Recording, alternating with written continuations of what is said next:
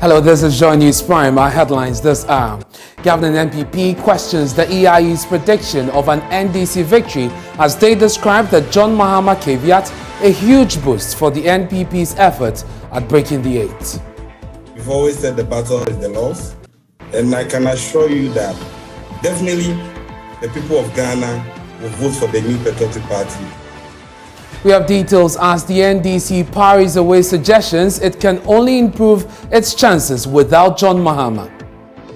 President Mahama resonates across the rank and file of the NDC. Everybody knows that he has a stellar track record, which completely dwarfs anything the NPP has to offer. But is John Mahama indeed the NDC's only and brightest ticket to capture political power? We'll bring you some analysis. Also coming up here on Joy News Prime, the quest by the NDC MPs to prevent the May 1 implementation of the controversial e-levy set to suffer major setback as case seeking to block the takeoff is slated for May 4, 3 clear days after Ghanaians begin to pay the tax. The story of an outstanding nurse helping to save children with cancer and her award as Africa's best for 2022. It means so much for me because it's like I wake up every day, I come to work, I'm seeing the children, but nobody really cares about it. Gives me so much joy. I'm so proud. No money can actually pay for this kind of honor done me. At 8 p.m., I'll hand over to Charles for Prime Business. What should we look forward to? Well, the World Bank is projecting that Ghana's economy will grow by 5.5% this year, but an economist wants this growth to be reflected in jobs. Everything seems to be hinged on the increase in commodity prices, and I want to see the drivers of growth to be from areas that can create jobs. Oracle comes your way at 8:30 p.m. with Prime Sports. Oracle, what's ahead? Well, Ghana would face Madagascar, Angola and Central African Republic in Group E of the Africa Cup of Nations qualifiers next year. We definitely have details of these stories and more here on Joy News Prime, which is coming to you live from our studios here at Kukumlemle. We are live on DSTV, channel 421, GoTV 144. This is the home of independent, fearless and credible journalism.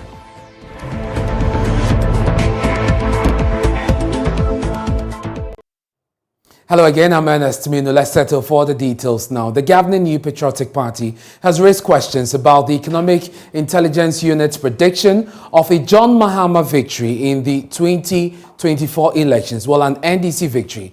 The party says though it welcomes the prediction of the EIU, it is only hanging on the usual assumption that presidential power has been rotating over 8-year periods in the Fourth Republic. Now, the EIU report says public dissatisfaction, slow pace of improvement in governance and corruption will leave voters with no choice but to seek change. But the NPP in a statement says the report's verdict on the effect of John Mahama on the party's chances gives them a major boost. Let me bring you details of that report and what it says. As far as the outlook is concerned, it says the next parliamentary and presidential elections are due in 2024. Under constitutionally mandated term limits, the incumbent president, Mr. Akufo-Addo, cannot run for a third term. The former president, John Mahama, is reportedly considering running again, but we expect the opposition NDC to try to revitalize its prospects with a fresh candidate. Our baseline forecast is that ongoing public dissatisfaction with a slow pace of improvement in governance, such as infrastructure development, job creation, and easing of corruption, will trigger anti-incumbency factors and push the electorate to seek a change. The NDC therefore stands a reasonable chance of winning the elections. The ruling party, the New Patriotic Party, will seek to limit the fallout from the coronavirus pandemic. Dissatisfaction over high unemployment and perceived corruption will spur sporadic unrest, but political stability will prevail on the whole. EIU expects Ghana's underlying political stability to endure over the forecast period, despite a highly acrimonious party political landscape. So those are the details of the EIU's report. The Director of Elections for the party, Ernest Manu, has been speaking to this report. He admits there are challenges, but the NPP are up to the task and will fix the issues to win the confidence of the electorate. And I will not run away from the fact that there are some challenges in Ghana. And times have never been the same. The whole world, just as was coming from the COVID-19 pandemic, is also experiencing the fallout of the Russia-Ukraine war. And I'll be surprised if discerning and reasonable people will not be looking at these challenges and think that what Ghana is going through is mainly the making of the new patriotic party. For us, I can assure you, we've always said the battle is the Lord's. And no, when we go into the elections in 2024, a huge majority of the Ghanaian population will be going to their polls, and they will decide the way forward for the good people of Ghana. And I can assure you that definitely the people of Ghana will vote for the new patriotic party once again. One of the key issues the EIU report raises is corruption. Here's his response to that. The issue of corruption as a country is something that we all have to come on board to address. So it has to be backed by evidence. It cannot just be word of mouth, you just pronounce it and you run away with it. You have to support it. And I remember before Mr. Domino left the Auditor General, if Transparency International is raising concern, there has to be specific. We cannot just raise the perception and run away with. And I'm saying that as a government, as a party, we will do everything in our power to support the government to ensure that issues of corruption are addressed. And so today, if Dr. Opuni is in court and you are telling me the new Patriotic Party government is not pursuing an action to address corruption in Ghana, then I'm surprised. And so, yes, it has come up in the EIU report. The government has taken it, the party has taken it. We will take steps, and whatever has to be done, I think that it is for all of us as Ghanaians to ensure that we address it. There's nowhere in the world that issues of corruption are not mentioned, but it's performed, it's done by human beings. But we should make it very unfavorable for people to pursue it. And I think that as a government, all that has to be done are being put in place. But the EIU report also says the NDC stands a better chance of winning without John Mahama. But spokesperson for former President Mahama says they actually stand a brighter chance. Despite the accuracy of some of the projections and forecasts that EIU has made, to understand exactly what they do. It's not like they're going to conduct a poll and ask the electorate how they will vote. So this is not a scientific poll. It is essentially political risk analysis, which guides the business decisions of some investors and other businesses. So it's important to get that point. The second point is that the projection they make about the outcome of the 2024 elections is what they call a baseline forecast. So it means that their minimum expectation that no matter what happens in 2024, the NPP will be thrown out of power. So that position does not depend on the candidates that the opposition brings. I am in the NDC, and I can assure you that all things being equal, President Mahama will be on the ballot box. But because of how abysmal the NPP has been and the vastly superior record of the NDC, the Ghanaians are going to throw them out. But it's interesting that you premise that part of the report that this is not scientific, it's a political risk. There are those who then would say that the first part that you also agree conclusively with could also not be the case.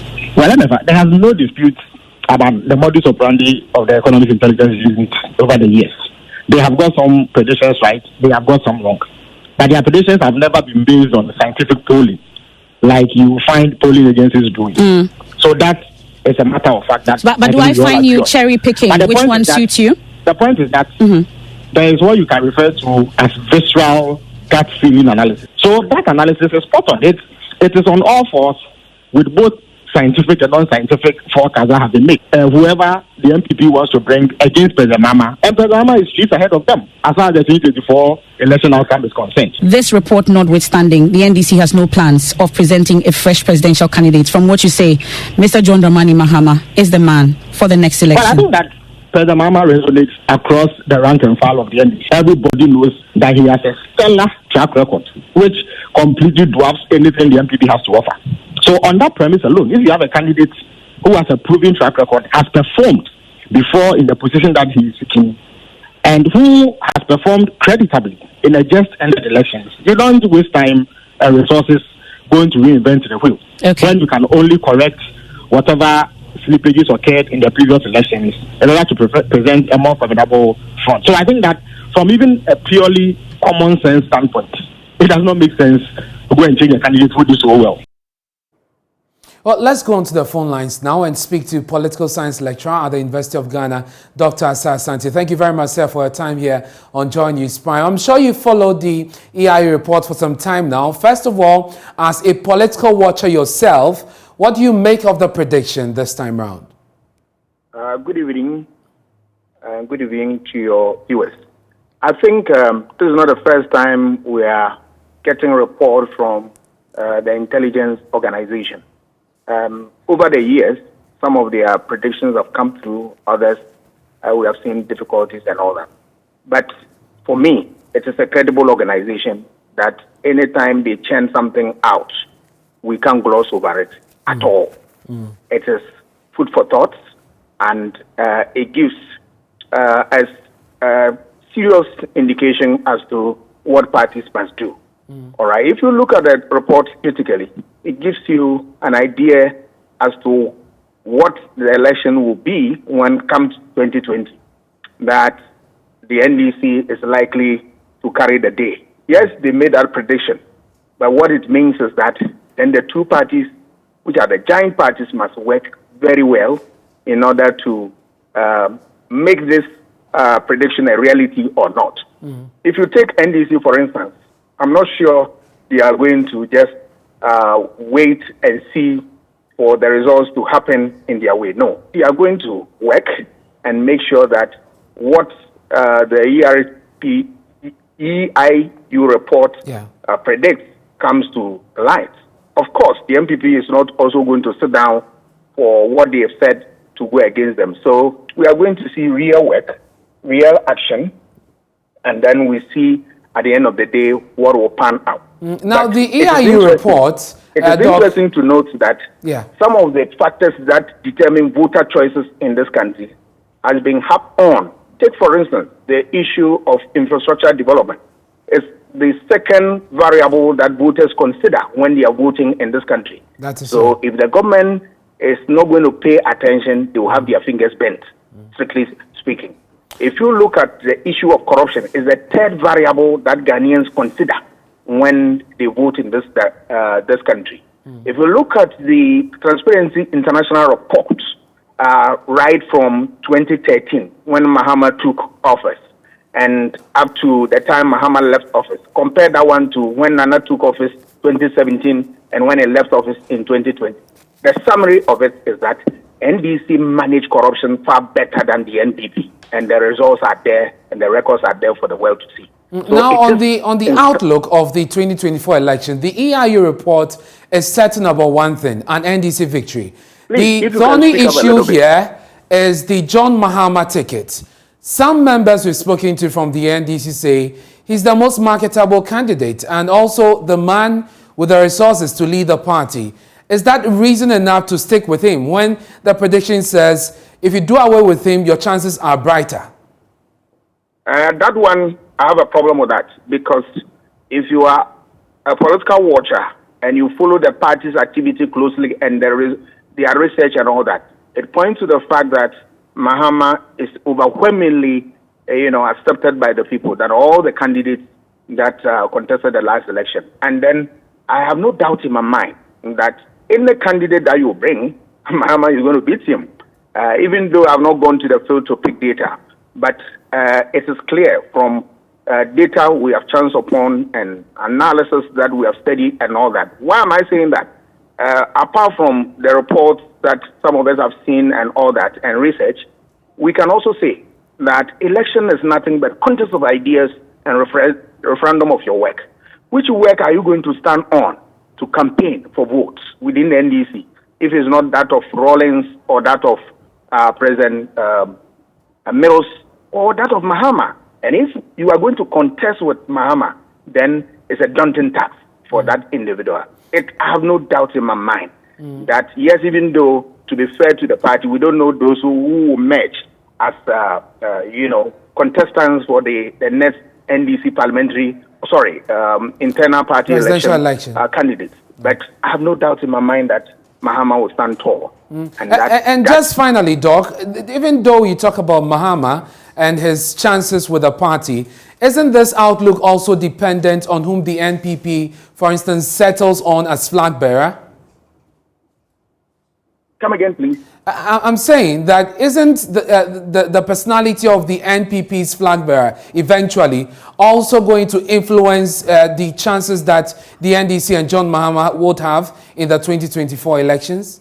Oh, definitely so. But, I'm sure Mahama is ready for any candidate that emerges from the NPP circles and that he will be able to contest with that person head on. Let us remember that he has contested election before and he knows what to do. So he's a good candidate. He has all that it takes to contest whoever emerges from any quarter. So let us... Hello? Yes, sir. I'm listening. Yeah, let us get that straight, that he is not a pushover. Look at the last election. He almost won the election. Who gave him dog chance? Nobody. But you saw the vote that he pulled. He's a force to reckon within the NDC. There is no doubt about it. So, for me, it's going to be an interesting election. But, of course, the MPP is also not going to sit down for this report to come to light, given what the report says. So, and they have indicated so. They need to stop the jostling within the parties and work. And then save the party and move away from rhetorics and all the promises that they make. This is the time to actualize them. Otherwise, it becomes failed promise. Very well. I'm grateful for your time, Dr. Kwame Asah-Asante there. He's a political science lecturer at the University of Ghana. And the minority leader in Parliament, Haruna Idrisu, and two other MPs are urging the Supreme Court to restrain the Ghana Revenue Authority, GRA, from its planned implementation of the electronic transaction levy on May 1. Mahama Ayariga, Samuel Okudzeto-Blakwa, and Haruna Idrisu have sued the Attorney General, arguing that Parliament did not have the required numbers of at least half of its membership present to pass the controversial tax at the time it was approved. Now, the e-levy, which imposes a 1.5% tax on mobile money transactions, was heavily opposed by the NDC MPs, with Parliament's subsequent passage of the tax policy triggering this legal action. My colleague Kweku Asante joins us via Zoom with details of this injunction application filed by the NDC MPs. Kweku, what are the details of this injunction? So, Ernest, the three MPs are contending before the Supreme Court that irreparable damage will be done to them, the three MPs, as well as the generality of Ghanaians, if the court does not injunct the Ghana Revenue Authority and its implementation partners from going ahead from implementing the e-levy. We know that government says it plans to start collecting the tax measure from 1st of May. That is just a few days away. And so if you go to the specific application that they've made, and the affidavit in support of this application for injunction was deposed by Honorable Samuel Okudzeto-Blakwa, who is part of the three NDC MPs who have sent this case to court. The substance or the crux of the argument is that if government starts collection of the tax measure, that is by 1st May, and the court is to find that the Parliament, by passing the e-levy, did not have the requisite numbers to do so, the people who have had their monies deducted will find it difficult to get government to give them the money. On the other hand, they contend that should court stays this implementation and then later finds that Parliament did nothing wrong, then government can simply start the collection of the tax measure. And so what they are saying is that if you look at the balance of probabilities, it is in their favor for government to do so by holding on. We've also been hearing from Samuel Okudzeto Ablakwa, who wants government to hold on because they filed this injunction. Let me quote some portions of this application that was filed by the minority in the Supreme Court today. And if you look at paragraph 19 of the application, it says, unless the Ghana Revenue Authority is restrained, irreparable harm will be occasioned to the plaintiffs and also to millions of citizens of Ghana and all other persons on the basis of the fact that if the Honorable Court nullifies the passage of the Electronic Transaction Act, the government of Ghana would not be in the position to reimburse all the monies that he has collected. And that is the point I made earlier on. I continue to say that the plaintiffs of millions of citizens and persons in Ghana who stand to be affected by the implementation of the e-levy have no adequate remedy in law to restore the status quo if the passage of the levy is nullified. So this is the weight of the argument of the minority MPs. We only know that this motion is set to be moved on the 4th of May, but the e-levy is set to be implemented on the 1st of May. That is 3 clear days after the collection has started. And so some watchers, some legal analysts have raised concerns that when the Supreme Court is called to balance the probabilities and when government has already started collection, then what are you injecting in the first place? So it will be interesting to see how the court decides this matter, Ernest. Okay, good. Thank you very much. We're fortunate to have Samuel Okudzeto Ablakwa, MP for Norton, who is one of the MPs behind this action, join us on the line. Mr. Ablakwa, I'm grateful that you could join us. Is this application not coming in too late? The case has been fixed for hearing on May 4. The policy would have already taken off. Any steps being taken by our lawyers to address this?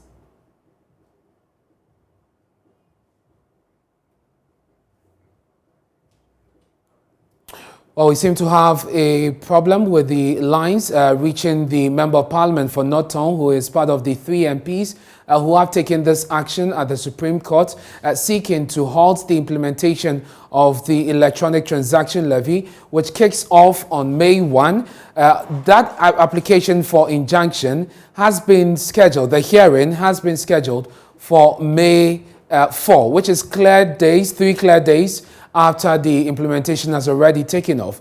This appears to be a challenge, at least on the face of it, for the relief they're seeking from the court. We're working the lines to bring on Samuel Okudzeto Ablakwa to find out what their lawyers are doing about this and if this does not substantially affect the case and what they're asking the court to do.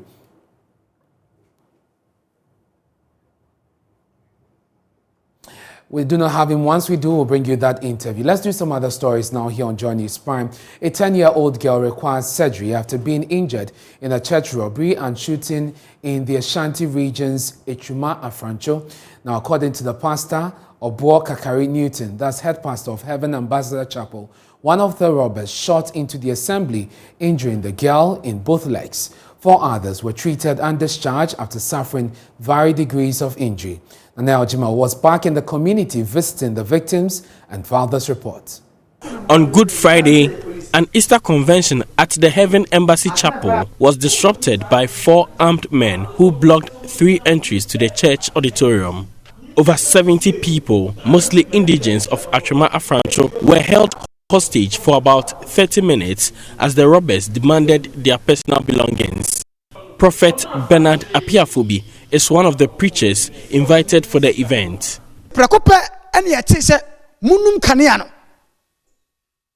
Munum kaniano tadu wine ele tuyo ekasa eboba na namu na hweba na ho na egugu eho no ho na etukoguye etituo koguye sa na akankwala na ensu anya den yenim ana baako etisima ene opekiska no apeke fonti owo bi mfukuma se no mba mpapa wo da one ne kunu mebro ye butun se bo papa wonye stroke okọ papa na papa wiska we papa ni iska 10 cedi akokora te se wo ba sore a 10 cedi ana wo de ba asore ka papa na to fom ode ne na tie akokora no so wie na oto akokora 10 cedi esa de bo no. The church is situated on the outskirts of the community, a part with new buildings under construction. The Easter convention had brought many to the church for the first time. Mame Ama, a 10-year-old, has undergone a surgical operation to correct the injury on the leg sustained through the shootings. Reverend Obi Newton explains she was shot in both legs. In the case nankasa mu bui ema bobani bisa be wura ne sire nimu epie nti onene de na very dangerous pa na ehu nkura woni akukudura wontimi nso ni mompagya no na edi nko kan nan ne sensen ho initially ne ekura yadwinsi bia yebetwa ne nan no because of baby etuo ne kokan ye no but Dr. Furniture so matima ya intwa ne nan. About 200 meters from the church lives 12-year-old Juliana Amankwa. She sits on a bench surrounded by family. Just below the knee, a bandage covers the injury sustained from the shooting.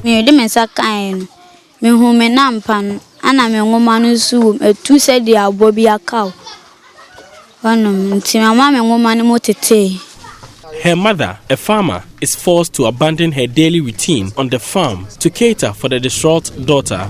Abena Konedu, who was also at the church, is traumatized by the incident.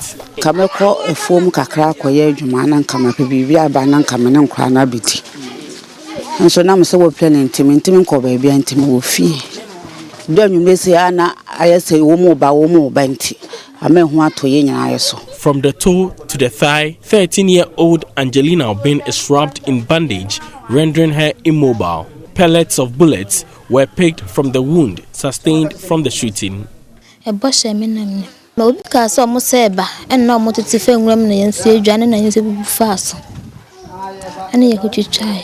Her grandmother, Margaret Opoku, is traumatized and worried about how to cater for the injured granddaughter.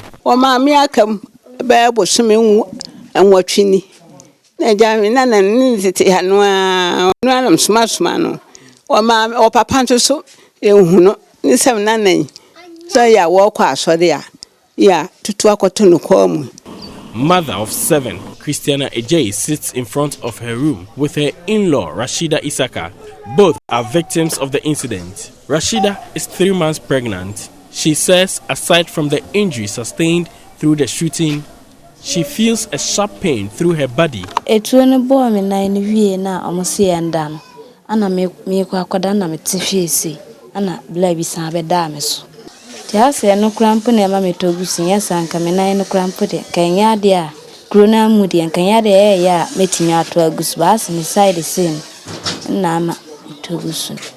Christiana has to put her kenke business on hold to heal her injury on the leg.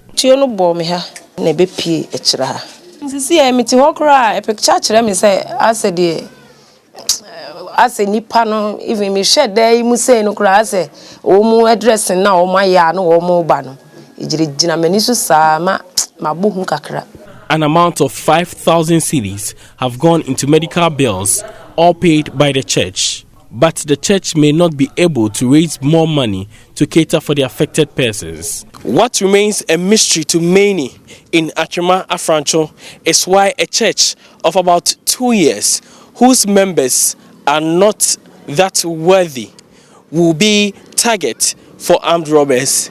It will take police investigations to unravel such a mystery. Meanwhile, Achima Kwama District Police Command is investigating the incident. For Joy News, Nanaya Ojima, Kumasi. You're watching Joy News Prime with me, Ernest Manu. Still to come, the story of an outstanding nurse helping to save the lives of children with cancer and her award as Africa's Best for 2020. It means so much for me because it's like I wake up every day, I come to work, I am seeing the children, but nobody really cares about it. Gives me so much joy. I'm so proud. No money can actually pay for this kind of honor than me. Details of this and more after the break. Please don't go away.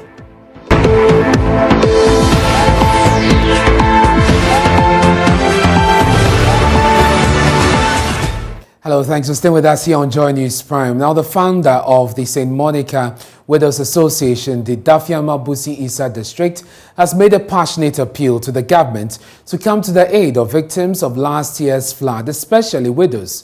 Now, she said most of the affected persons are widows who have several children and other dependents, and yet they have little or no food, clothes or water to feed on.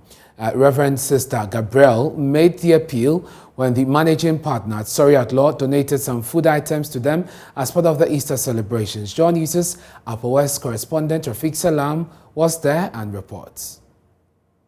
On August 12, 2021, the Upper West region was struck with a disaster of whose magnitude has never been seen for decades. The region has 8 out of its 11 districts and municipalities cut off from the regional capital as a result of violent floods. Most major roads in the region were completely washed away. A little over 1,600 people in 3 districts were displaced, whilst over 700 acres of farms got submerged. One of the hardest hit districts was the Fimabure Isa. Dozens of people had their farms destroyed by the violent floods, and several houses collapsed, rendering the people homeless. 8 months after the disaster, some of the affected victims are still smarting from it. Founder of the St. Monica Widows Association, Reverend Sister Gabrielle Nunang, painted a mental picture of the struggle the widows go through to make ends meet. All what they have done on the farm, rain cried all of them. But we don't say anything. We thank God for that, even that. Hunger came. Some of them have hunger. Some of the people also have no place to live in. The water also come in their rooms. They come and call me and say, "Sister, can you get us something to us to sleep? Our rooms are all water." And I say, "What can I have? I don't have anything myself. Go and clean it like this. When you stand and then the place is a bit dry, you can sleep, or you get a straw mat and put it in the room and sleep."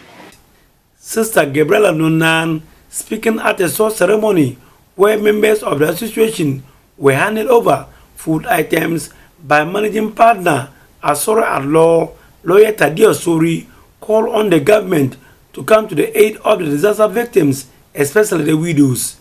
The government also have to help us, to help the widows. They have to help the widows.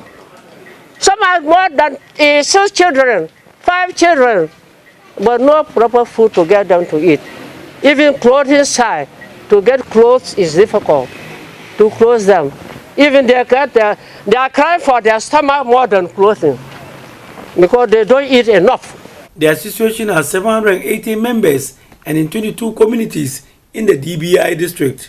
This is the 5th year in a row that lawyer Tadio Sori is donating to the St. Monica Widows Association. He is hopeful that others will see the need and join the wagon to alleviate the sufferance of the less privileged in society. This year we have some 50 cartons of oil, we have 50 bags of sugar, and we have 100 bags of rice for the widows. We know it will not solve all their problems, but it's just to draw attention to all of us that there is a place not far away from you where you can show the love that you show elsewhere.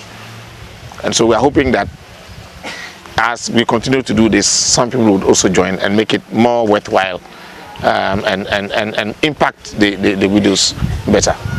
Chaplain of the association, Reverend Father James Nasale Betreyep, was grateful to lawyer Tedios for a kind gesture. Reporting for Joy News, Rafiq Salam, Dafiama.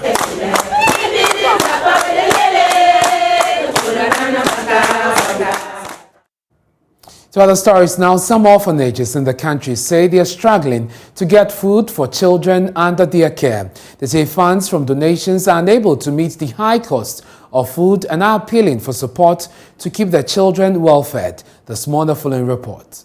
Ghana's economic challenges may have hit industry hard, prompting hikes in transport fares and general increase in goods and services. But now, the situation is permeating the society and impacting vulnerable groups.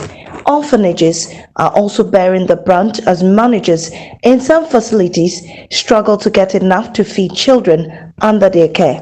Graceland and needy childcare at Bodrias in the central region is one of them. We don't have rice, we don't have even gari, we don't have some. So we have been going to buy gari in the market before when we cook kwache, we first some on it. Even when our food was finished and we are not having anything again. During the Easter festivities, various groups and individuals went to the aid of the children. One of them, the My Help Your Health Foundation, which provided food and other items to make life more comfortable for the children. Nicholas Kofi is the president of the foundation. They raised the issue of school uniforms for the kids, over 100 kids without having school uniforms. They raised the issue of stationaries from primary to GSS. And above all, they raised the issue of foodstuffs. We feel these are kids who have no parents, no father, no mother. They are helpless, they are vulnerable, and what have you. So as a Christian organization, we saw it deemed and proper to be of compassionate to them. I also believe Easter is about giving. But that is still not enough to absorb the shocks brought on by the high cost of food and other services. Founder of the facility, Grace Wobble, has been sharing her situation. Now, food is expensive, and when you go to the market, it's not easy like that. Catering for such children. So please, if you dine with your family, remember these children too. To bring them a little of what you are eating. The facility is also in need of funds to expand to deal with congestion in the dormitories and provide better learning environment for the children. Ifwa Aprekwa Boafo's report read to you. One of Ghana's most outstanding nurses has received the Lifetime Achievement Award for nurses taking care of children with cancer in Africa. 49-year-old Enyo Asi Bosompra has dedicated nearly 20 years of her life taking care of children with cancer at the Kolebu Teaching Hospital here in Accra, caring for a condition that costs so much to treat and yet it's poorly funded in Ghana. Enyo has found strength under very tough conditions. Joy News' Justice Bedu went to meet her. This is one of Kolebu's most important wards, the cancer unit for children. Check Isaac's chemotherapy before his checkup. It is here that Enyo Asi Bosompra has spent almost 2 decades of her nursing career trying to help children with cancer, almost standing on the borderline between life and death, survive.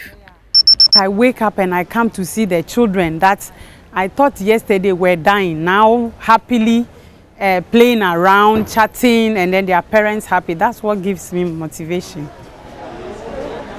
In here, young children, toddlers to those almost in their teens, many in bandages, some with swollen limbs, and others barely able to breathe. In Ghana, we are supposed to see like 1,000 children with cancer every year. But our place being the biggest treatment center, we see close to 300. And that is like less than half of the number that we are expected to see. So a lot of children are in the communities dying because of a lot of myths. People do not have any information about childhood cancer. I had an auntie who was a nurse, and she was doing the nursing in a rural community. Sometimes in the middle of the night, they call her, and she has to get up. She can stay with the patient throughout 24 hours if there need be. So her commitment to her work is what really encouraged me to want to be like her. Treating cancer in children could cost as much as 30,000 cedis and over, and yet it is not covered under the National Health Insurance Scheme. Medics like Asi have sometimes had to watch patients die. Her award, she says, means a lot, and she hopes goes to spur her on to do even more. It means so much for me because it's like I wake up every day, I come to work, I am seeing the children, but nobody really cares about what we have been doing. I'm not alone in this. A lot of nurses, doctors, pharmacists, we are doing so much. But for somebody or an organization as big as SIOP to recognize my work, it gives me so much joy. I'm so proud. No money can actually pay for this kind of honor than me. And that this also goes to show that for any health worker who truly gives her job her all, there could indeed be a big light at the end of the tunnel. Justice Beidou, Joy News, Accra. Congratulations to her and all other nurses who are rendering such invaluable service, especially to children with cancer. This is Joy News Prime Time now.